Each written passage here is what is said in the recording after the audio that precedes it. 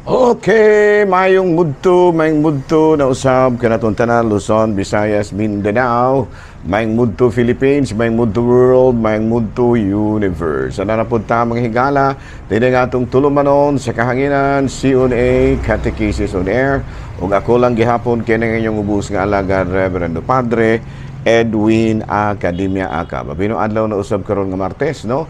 Pitsa utso na kini sa bulan sa Oktubre tuig 2024 o padayon ta mga higala sa atoa nga mga buhaton ni ining kabuntuhon. Mabino ato nga timbayaon og may mudto ang atong talahorong obispo, Bishop Julito B. Cortez, no? Nga atoa karon dito sa US alang sa iyaha usab nga mga pastoral visits dito o ingon man usab ang atoa karon nga kining administrator sa atuang diocese si Monsignor Glenn Corsiga. Nahala no, may mudto na kanatong tanan nang hinaot kita nga anaa kitang tanan sa Kapiskay Panglawas. Ato po dahil nga timbayaw nung magmudto ang tanan nga mga kaparian lukop Kabisayan ug Mindanao nga nangalagad sa Katolikong simbahan, ilabi na gayon ang ato mga kaparian nga na miyembro mga higala sa kining gitawag nato og Diocese of Dumaguete.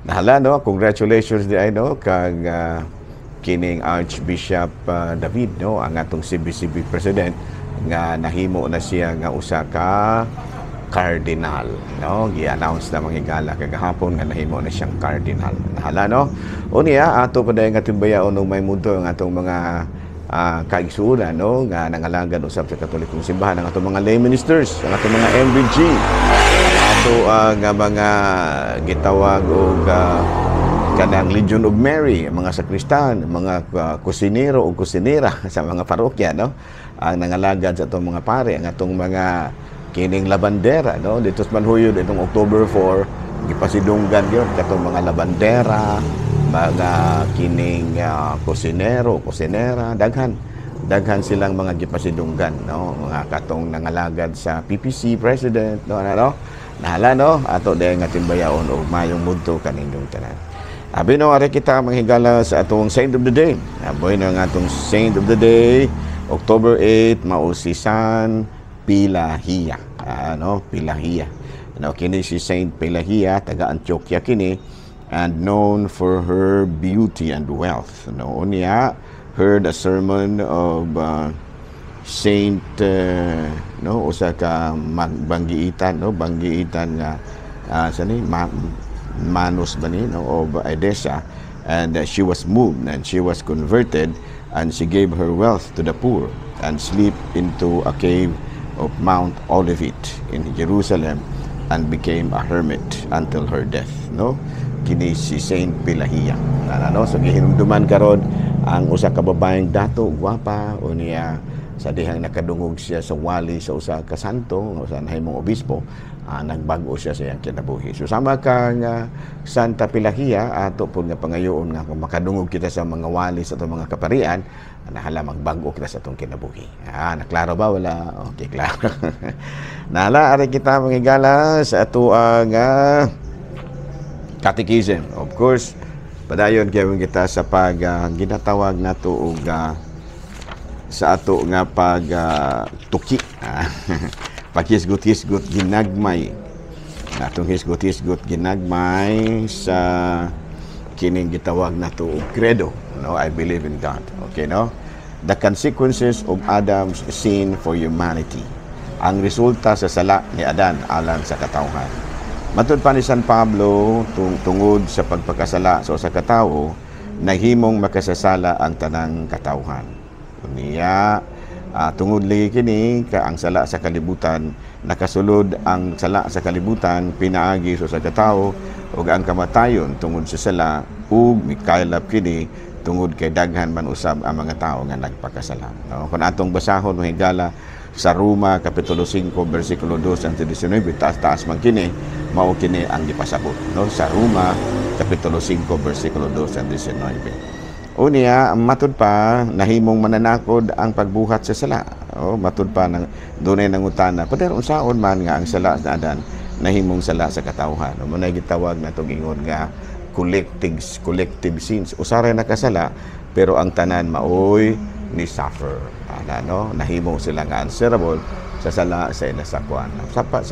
Sama gud ka panalita ng ato ang pangulo, no, ang atong pangulo makasala, kitang tanan mo suffer. No, ang resulta sa iyang sala, kitang tanan mo manubahan. Ingon ana no panalita ni mong amahan nagpakasala kamong tanan nga mga anak maapektuhan gyud. Ana no muna siya. Nya kay si Adan mao man lagi ang atong unang amahan. So na nga ang iyang sala, no, manay ginatawag nato sa in English og original sin. No, pero dili kita hanging mabalaka.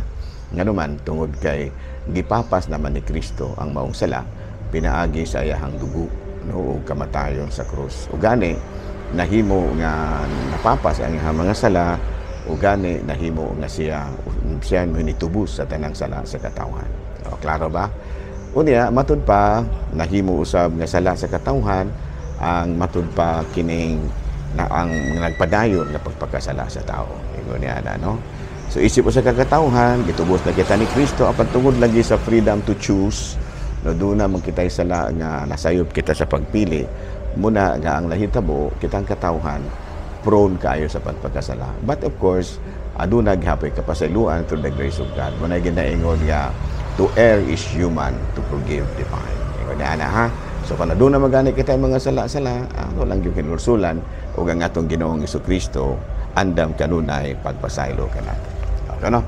Bino, padayon kita mahigala sa ato nga mga buhatonon o ari kita sa mga akusasyon nato mga Katoliko. Nakitang mga Katoliko, nag-worship kuno og mga Diyos-Diyos. Well, anyway, sigon sa atong pagtulunan, wala gitay Diyos-Diyos nga wala kitay Dios nga gisimba. Ang atong gisimba nga Dios tulo ka persona sa usa ka Dios. Ingon niya no. So kung miingon sila nga nagsimba kita sa mga santos, nasayop sila niya na. Kung miingon sila nga nagsimba kita sa mga estatwa, nasayop sila niya na. Nganuman tungod sa ang mga estatwa nahimo lamang nga replika o timailhan sa mga santos.